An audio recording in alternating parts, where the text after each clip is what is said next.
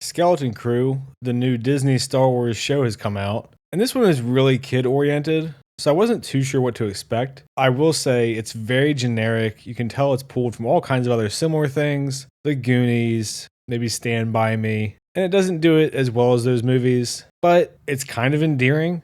Because this show, unlike regular Star Wars, comes out and just says, look, this is a show for kids. We want to have fun little kids do kid things. And that's what they go for. There are definitely some things that are questionable with the world building, and we don't know yet exactly how it's all going to play out. I'll go ahead and say right now, with my confidence level in Disney Star Wars, I am not optimistic that it makes sense at the end of the day. There are definitely some things where it doesn't even seem like they're trying with just throwing logic out the window. I don't know why people think that when you make a show for kids, they think you're making it for retards. It's okay to make it decently clever and make sense, but it just feels like they never put the effort in. Maybe we'll get some good explanations later on. I doubt it. I really like the visuals, and just relative to the rest of what we gotten for Star Wars, this feels like its own thing, really disconnected. I think it's going to be pretty forgettable, but I do appreciate that they kind of just created their own characters, their own world, and they told a story that they wanted to tell within the Star Wars universe. At least so far, they haven't tried to yank on nostalgia or destroy beloved characters or anything like that, so it doesn't seem as hateful as a lot of recent Star Wars has, or spiteful. So let's just quickly go through the plot. The main character with the little afro here is Wim,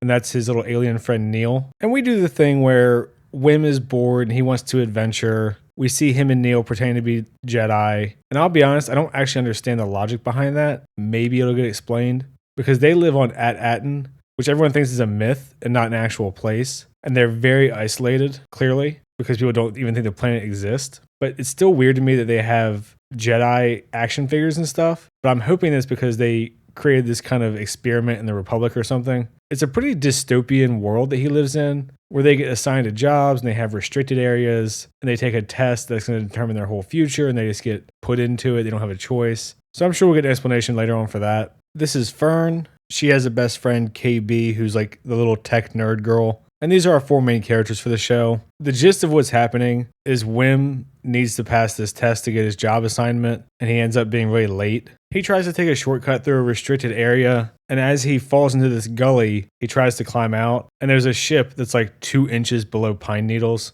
or whatever the fucking alien planet equivalent is of Pine Needles. And somehow this ship wasn't discovered before, or they were hiding it. We don't really know. This is the kind of stuff where I'm assuming that you're supposed to just throw the logic out the window and say it's a kid's show.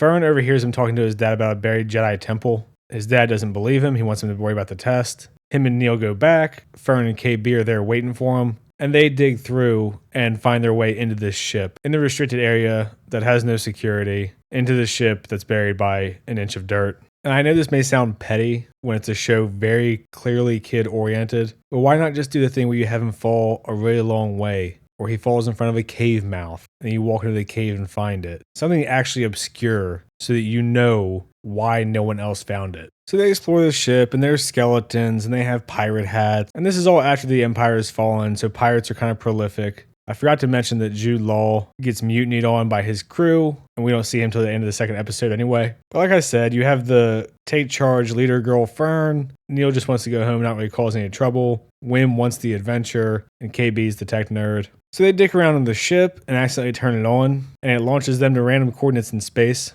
Wim's dad sees this happen because he was looking for his son in the restricted area, but it doesn't matter. They all jump back into the ship. He almost doesn't make it in time. They pull him in, and we're off on an adventure. That's your first episode. It's 40 minutes. There's really not a ton to discuss. The characters are decently established. They kind of hit the tropes. Wim's dad's not around because he works. Fern's mom is busy with her work and putting pressure on her to follow in her footsteps. Neil's like the reluctant come along, and KB kind of fits that mold too. The second episode is only 20 minutes. The season's going to be 8 episodes, and the budget was $130 million. The visuals do look good, and there's a lot of aliens. Obviously, one of the main characters is an alien, so it has that going for it. They didn't spend $200 million like Acolyte to only be in the woods for 6 fucking episodes. Episode 2 starts off, and they meet this robot, SM-33, which is Smee. Super fucking clever. I don't know why they keep doing this. They had 1337 in one of them. Just fucking stop. But he talks very piratey.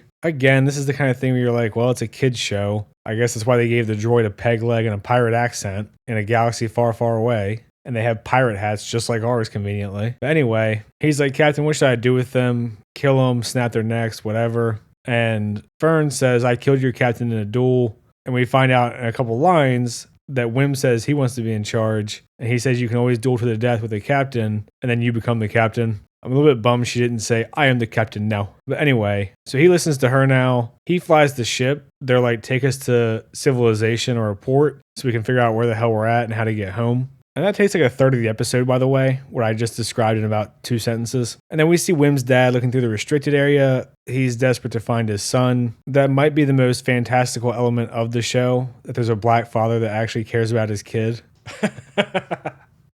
That one might get me in trouble. But the robots are like, fuck off. And he's like, my kids are outside the barrier. So they need to figure something out, because presumably this barrier is what's keeping their world hidden. So I'm sure we'll find out more about that later. And you can see it's already setting up the arc for the whole, I should work less and stop being mad at my son. I love you, blah, blah, blah. So they go to this port where it's all pirates and degenerates. They allude to what looks like a strip club at one point. Obviously a very dangerous place for a bunch of kids to be. But Wim has his lunch money, which is in Republic credits. And apparently it's a shitload of money, because as soon as everyone sees it, he's a target. So you can see tons of aliens. They grab lunch at a bar. And he pulls out 1 credit, and immediately the bartender's like, oh, how the hell did you get this much money? Oh, never mind, this isn't nearly enough. And he's trying to rob him, and then everyone else is trying to rob him, and no one believes that he's from Atten. They all start laughing at him, and they're like, oh, that place is a myth, it's a treasure, all piratey stuff to kind of allude to the hidden land that no one can find. Obviously mirroring a ton of other things you've probably seen, even something like Pirates of the Caribbean with the stupid Fountain of Youth, that whole trope. We get a little bit of action. The kids don't do much, honestly. It's mainly the robot just saves them by beating everybody's ass, which is good. You'd be even more knocked out of the story if a bunch of little sheltered kids were beating up pirates. They get arrested, taken into the brig by the pirates, and they're trying to figure out how to get out. And this is where they run into Jude Law, whose crew had betrayed him, and he uses the Force to help them grab the key sitting across the way. And we see Jude Law, and that's the end of the episode. Really short one. A little bit of kiddie jokes, a little bit of action. Everything about it strives to be inoffensive, and so far it has been. So I guess in that regard, it's a success. I really don't have too much else to say about it. It's a fine thing. If we got more of this and less stuff like The Acolyte that just dragged the lore across the coals, I think Star Wars fans would be in a better place overall. And yeah, I guess we'll see where the adventure takes us. Obviously, we know that Jude Law is a pirate. I'm sure we'll do the whole thing where he's going to betray them, but they're kids and he feels bad. I'm guessing, I don't know. Maybe he'll be a total dick and just execute all the kids next episode, and then it'll just be his show.